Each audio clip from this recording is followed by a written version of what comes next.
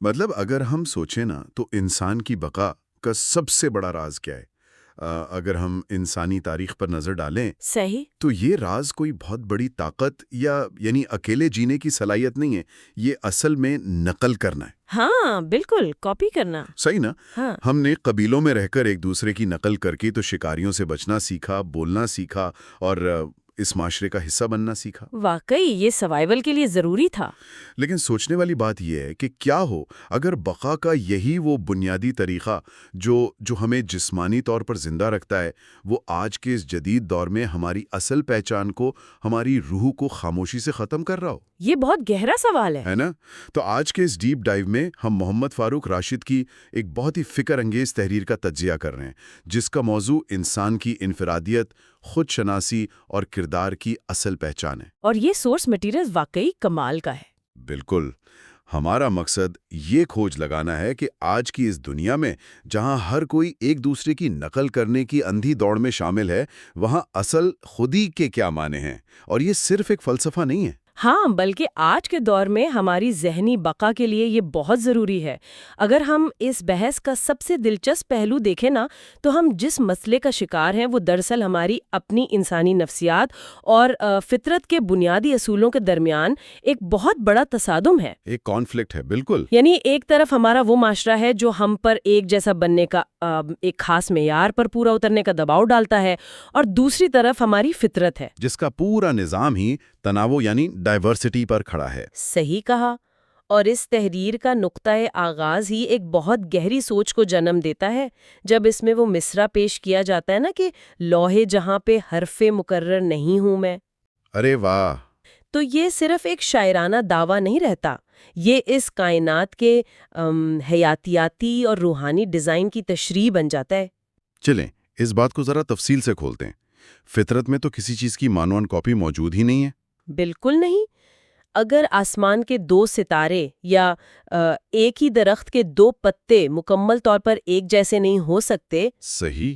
تو کروڑوں انسان جن کا دماغ اور شعور اس کائنات کی سب سے پیچیدہ چیز ہے، وہ ایک جیسے کیسے ہو سکتے ہیں؟ یعنی ہم اپنی ہی بناوٹ کے خلاف جنگ لڑ رہے ہیں۔ ہاں، بس یہی مسئلہ ہے. لیکن اگر فطرت کا ڈیزائن اتنا ہی واضح ہے تو پھر ہمارے اندر ہر وقت دوسروں جیسا بننے کی یا ان سے بہتر نظر آنے کی یہ بے چینی کیوں رہتی ہے؟ تحریر میں جنگل کی ایک بڑی شاندار مثال دی گئی ہے کہ برگد کا درخت اپنی وسعت کے لیے، کھجور اپنی بلندی کے لیے اور چمبیلی اپنی نزاکت کے لیے پہچانی جاتی ہے۔ صحیح. وہ کسی کی نقل نہیں کر رہے، بالکل. ان میں کوئی بھی دوسرے درخت کا مقابلہ نہیں کر رہا۔ اگر سارا جنگل ایک ہی قد اور ایک ہی رنگ کے درختوں پر مشتمل ہو تو وہ کتنا بے روح اور مصنوعی منظر ہوگا۔ بہت ہی عجیب لگے گا. اور اس بے چینی کی جڑ دراصل اس غلط فہمی میں ہے کہ ہم انسانوں نے انفرادیت کو برتری سمجھ لیا ہے. اچھا۔ ہاں، جبکہ سورس مٹیریل بڑی صراحت سے یہ بتاتا ہے کہ انفرادیت کا مطلب دوسروں کو پیچھے چھوڑنا نہیں ہے، تو پھر کیا ہے؟ بلکہ اس بات کا ادراک ہے کہ ہر فرد ایک منفرد امانت ہے.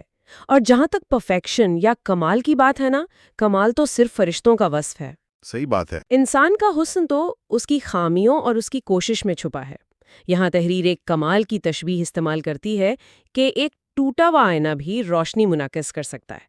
واو، ٹوٹا ہوا ہے نا؟ ہاں، اب اگر اس کی سائنسی یا منطقی حقیقت دیکھیں تو ایک مکمل ہموار آئینہ روشنی کو صرف ایک سیدھے زاویے سے ریفلیکٹ کرتا ہے. بالکل، اسٹریٹ ریفلیکشن. لیکن ایک ٹوٹا ہوا دراڑوں والا آئینہ روشنی کو بکھیر کر ایسے انوکھے اور مختلف زاویے بناتا ہے جو ایک پرفیکٹ آئینے سے ممکن ہی نہیں. زبردست. یعنی انسان کی خامیاں، اس کے ٹوٹے ہوئے حصے دراصل وہی دراڑیں ہیں جو اس کی شخصیت کو ایک منفرد زاویہ دیتی ہیں. صحیح، بشرطے کہ وہ ان پر مایوسی کی گرد نہ جمنے دے. یہ ٹوٹے ہوئے آئینے والی بات نا واقعی سوچ کے کئی نئے دروازے کھولتی ہے۔ اگر ہماری خامیاں ہی ہمیں منفرد بناتی ہیں تو پھر ہم انہیں چھپانے کے لیے اتنے بےتاب کیوں رہتے ہیں؟ یہی تو نفسیاتی مسئلہ ہے. اور اگر ہم موجودہ دور کی بات کریں تو ہم جس وبا کا شکار ہیں وہ کسی فزیکل بیماری کی نہیں بلکہ نقل کی وبا ہے۔ 100%. لوگ اصل بننے کے بجائے نقل بننے میں زیادہ سکون محسوس کرتے ہیں۔ ادھار کے خیالات، مستعار لی ہوئی گفتگو اور وہ فیصلے جو دراصل کسی اور کی پسند پر مبنی ہوتے ہیں۔ اور جب ہم یہ انفرادیت کھوتے ہیں نا تو تحریر کے مطابق ہم اس عمارت کی طرح ہو جاتے ہیں جو گہری دھن میں گم ہو چکی ہو۔ لیکن یہاں آ کر بات واقعی بہت دلچسپ ہو جاتی ہے۔ ذرا رکیے۔ جی اگر نقل کرنا ہمارے آباء و اجداد کے لیے قبیلے کا حصہ بن کر زندہ رہنے کا بنیادی طریقہ تھا تو آج یہ اتنا خطرناک کیوں ہو گیا ہے؟ دیکھیے، اگر ہم اس کو بڑی تصویر کے ساتھ جوڑ کر دیکھیں نا تو وجہ یہ ہے کہ آج ہم کسی ایک قبیلے کے چند افراد کی نقل نہیں کر رہے ہیں۔ تو پھر کس کی کر رہے ہیں؟ ہم پوری دنیا کے ایک ایسے مصنوعی معیار کی نقل کر رہے ہیں جس کا حقیقت سے کوئی تعلق ہی نہیں، اور اس آگ پر سب سے زیادہ تیل تو سوشل میڈیا نے ڈالا ہے۔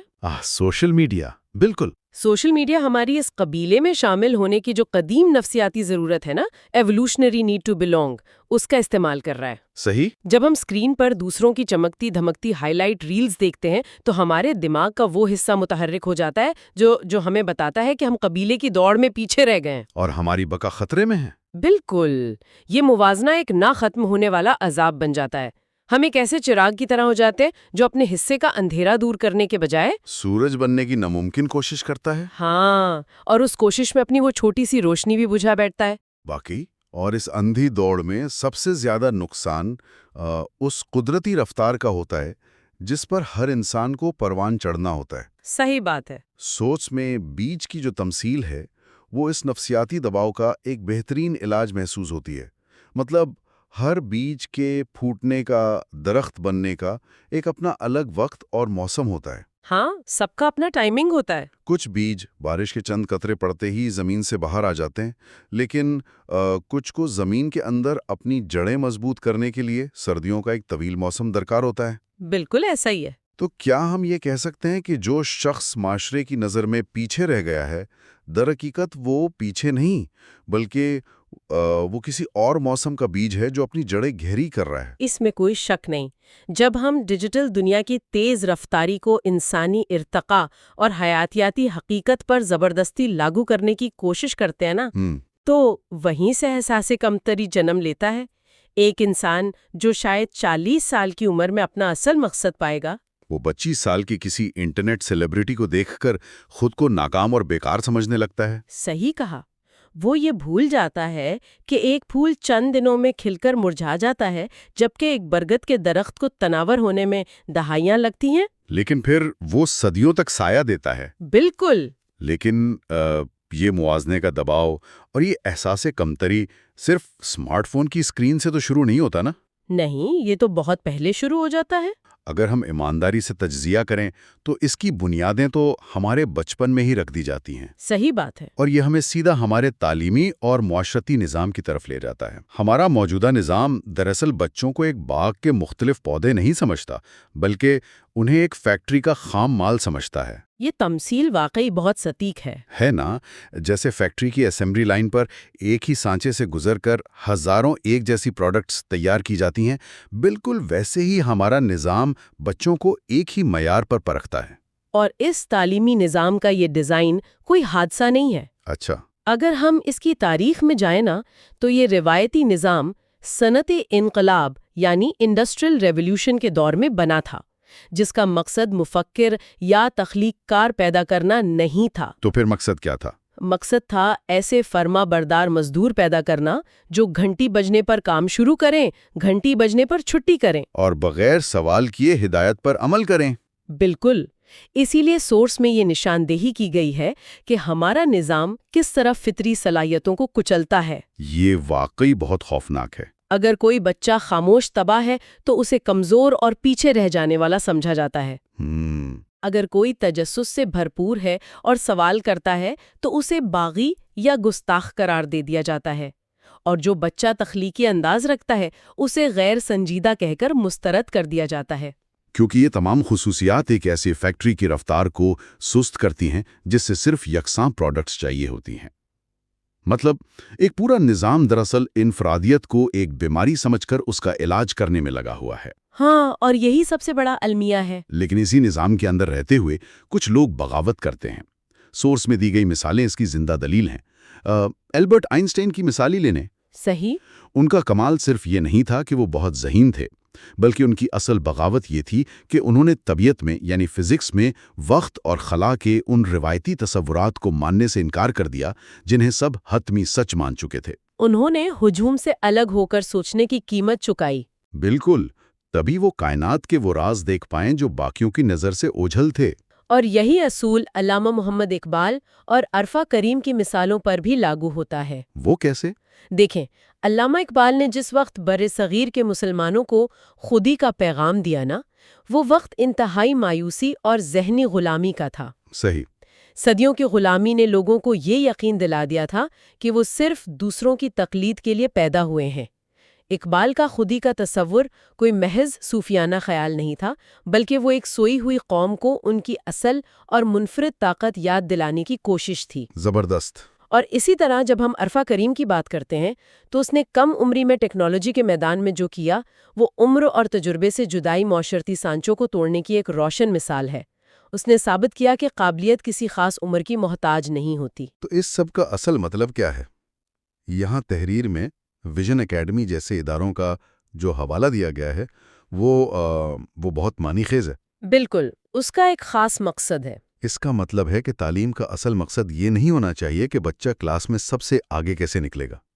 ایسی اکیڈمیوں کا اصل حسن اس بات میں مضمر ہے کہ وہ نصاب کو رٹانے کے بجائے شعور اور اخلاق کی تربیت کرتی ہیں۔ ہاں، اور وہ بچوں کو یہ سکھاتی ہیں کہ تمہارا مقابلہ تمہارے ساتھ بیٹھے ہوئے طالب علم سے نہیں ہے، بلکہ تمہارا مقابلہ تمہارے اپنے کل کے ساتھ ہے۔ یہ دوسروں سے بہتر بننے کی دوڑ سے نکل کر خود سے بہتر بننے کا سفر پر ڈالنے کا عمل ہے۔ اور یہی وہ مقام ہے جہاں سے خودی اور انسان کی داخلی جدوجہد کے اس انتہائی اہم اور آخری حصے کا آغاز ہوتا ہے۔ صحیح۔ جب ہم دوسروں کی دوڑ سے باہر نکل آتے ہیں نا، تو پھر ہمارا واسطہ اپنے آپ سے پڑتا ہے۔ یہاں ایک غلط فہمی کو دور کرنا بہت ضروری ہے، جس کی طرف تحریر بھی اشارہ کرتی ہے۔ کون سی غلط فہمی؟ عام طور پر خودی کو تکبر، غرور یا خود غرضی سمجھ لیا جاتا ہے، لیکن خودی کا مطلب دراصل اپنے اندر کی حقیقت کو پہچاننا ہے۔ یعنی سیلف اویئرنیس۔ بالکل، یہ جاننا ہے کہ میری طاقت کیا ہے اور میری خامیاں کیا ہیں، اور پھر ان خامیوں کے ساتھ ایک مسلسل بہتری کی جانب سفر جاری رکھنا ہے۔ اور یہ سفر کبھی بھی آسان نہیں ہوتا ہے نا؟ بالکل نہیں، کیونکہ جب آپ ہجوم کا راستہ چھوڑتے ہیں تو معاشرہ آپ کو فوراً قبول نہیں کرتا۔ صحیح بات ہے۔ ہجوم کبھی بھی اس شخص کو معاف نہیں کرتا جو ان جیسا بننے سے انکار کر دے۔ ابتدا میں تنقید، سخت مخالفت اور بے پناہ تنہائی کا سامنا کرنا پڑتا ہے۔ اس کشمکش کو سورس میں دریا کی ایک بہت ہی شاندار اور طاقتور تمثیل سے واضح کیا گیا ہے۔ ذرا تصور کریں، جب ایک دریا کسی پہاڑ کی بلندی سے پھوٹتا ہے نا، تو اس کے استقبال کے لیے کوئی نرم، صاف اور پختہ راستہ موجود نہیں ہوتا۔ اس کے سامنے سخت چٹانیں ہوتی ہیں۔ بالکل، لیکن دریا اس مزاحمت سے گھبراتا نہیں، بلکہ وہ ان چٹانوں سے ٹکرا کر اپنا راستہ خود تراشتا ہے۔ بلکہ اگر ہم اس کے میکانزم کو دیکھیں تو پانی کی لہریں انہی چٹانوں کے پتھروں کو کاٹ کر انہی سے اپنا راستہ بناتی ہیں۔ یہ دریا کی تمثیل انسانی کردار کی تعمیر کو سمجھنے کے لیے واقعی بے مثال ہے نا؟ انسان کی شخصیت، اس کی انفرادیت کسی آرام دہ کمرے میں بیٹھ کر پروان نہیں چڑھتی۔ یہ انہی معاشرتی چٹانوں، رکاوٹوں اور تنقید سے ٹکرا کر نکھرتی ہے۔ صحیح۔ اور جب یہ کردار بن جاتا ہے نا، تو پھر یہ بات کوئی معنی نہیں رکھتی کہ وہ انسان کس عہدے پر بیٹھا ہے۔ تحریر اس بات پر بہت زور دیتی ہے کہ انفرادیت کرسی یا منصب کا نام نہیں ہے۔ بے شک۔ ایک مزدور جو شہر کی بنیادیں رکھ رہا ہے، ایک استاد جو نئی نسل کا شعور بیدار کر رہا ہے، یا ایک ماں جو خاموشی سے خاندان کی تربیت کر رہی ہے، یا ایک سپاہی جو سرحد پر کھڑا ہے، ان سب میں جو چیز انہیں منفرد اور قابل احترام بناتی ہے وہ ان کا مضبوط کردار اور ان کی نیت کی سچائی ہے۔ بالکل، نیت اور کردار سب سے اہم ہے۔ نیت اور کردار کی بات آئی ہے تو مجھے تحریر میں موجود وہ بارش اور مٹی والی مثال یاد آ گئی ہے۔ پیٹریکور۔ ہاں، جسے ہم انگریزی میں پیٹریکور کہتے ہیں، یعنی بارش کے بعد مٹی کی وہ مخصوص اور سحر انگیز خوشبو۔ یہ تمثیل بتاتی ہے کہ عام حالات میں تو سب ایک جیسے نظر آتے ہیں، صحیح، لیکن جب مشکل حالات کی بارش ہوتی ہے، جب آزمائشیں آتی ہیں، تو وہ انسان کی اوپری اور مصنوعی پرتوں کو دھو ڈالتی ہیں، اس وقت پتہ چلتا ہے کہ کس کے اندر سے کون سی خوشبو یا بدبو آ رہی ہے۔ واقعی آزمائش میں اصلیت سامنے آتی ہے۔ کون ہے جو حالات کی تیز لہروں کے ساتھ تنکے کی طرح بہہ گیا، اور کون ہے جس نے اپنی شناخت اور اصولوں کو چٹان کی طرح بچائے رکھا؟ اور یہی وہ لوگ ہوتے ہیں جن کا اثر وقتی نہیں ہوتا۔ دیکھیں، جو لوگ صرف شہرت، دولت اور دنیاوی کامیابی کے پیچھے بھاگتے ہیں نا، وہ اکثر زندگی کے عروج پر پہنچ کر بھی اندر سے ایک گہری اداسی اور خالی پن کا شکار رہتے ہیں، کیونکہ ان کی کامیابی کا معیار دوسروں کا دیا ہوا ہوتا ہے۔ صحیح۔ اس کے برعکس وہ لوگ جنہوں نے اپنے آپ سے سچائی کا راستہ چنا، ان کا اثر دیواروں پر لکھے نعروں جیسا نہیں ہوتا جو بارش کے پہلے چھینٹے سے مٹ جائیں، ارے واہ! بلکہ ان کا اثر براہ راست دلوں پر ہوتا ہے۔ دنیا کو ایسے ہی اصل، خارے اور سچے انسانوں کی ضرورت ہے، نہ کہ پلاسٹک کے بنے ہوئے کاپی پیسٹ چہروں کی۔ بالکل ٹھیک کہا آپ نے۔ اس تمام تفصیلی جائزے کو سمیٹتے ہوئے جو حتمی نقطہ ابھر کر سامنے آتا ہے وہ یہ ہے کہ ہم اس دنیا میں محض کوئی عدد بڑھانے یا ہجوم کا حصہ بننے نہیں آئے۔ بے شک۔ ہم میں سے ہر شخص ایک خاص امکان، ایک منفرد کہانی اور ایک خاموش پیغام لے کر پیدا ہوا ہے۔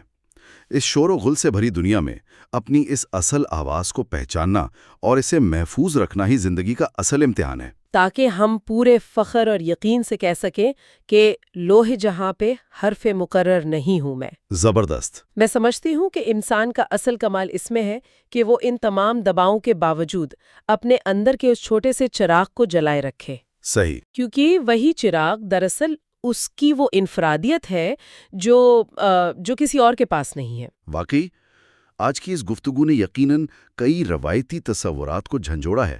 ہم نے دیکھا کہ کیسے معاشرہ اور نظام مل کر انسان کی انفرادیت کو دبانے کی کوشش کرتے ہیں، اور کیسے نئے ہٹ کر آنے والے خیالات کو فوراً مسترد کر دیا جاتا ہے۔ ہاں، اور ان کی شدید مخالفت کی جاتی ہے۔ لیکن یہاں ایک حتمی اور فکر انگیز سوال جنم لیتا ہے۔ کیا معاشرے کا یہ سخت رد عمل اور اس کی مسلسل تنقید راستے کی وہ دیوار ہے جو انسان کو آگے بڑھنے سے روکتی ہے، یا در حقیقت یہی وہ چینی اور ہتھوڑی ہے جو ایک بے ہنگم پتھر کو تراش کر ایک منفرد شاہکار بناتی ہے؟ یہ بہت گہرا سوال ہے نا؟ کیا یہ رکاوٹیں شناخت کو مٹانے کے لیے ہیں یا اسے ابھرنے کے لیے؟ اس زاویے سے سوچنا یقیناً ایک نئے اور اصل سفر کا آغاز ہو سکتا ہے۔ اس بارے میں ضرور غور کیجیے گا۔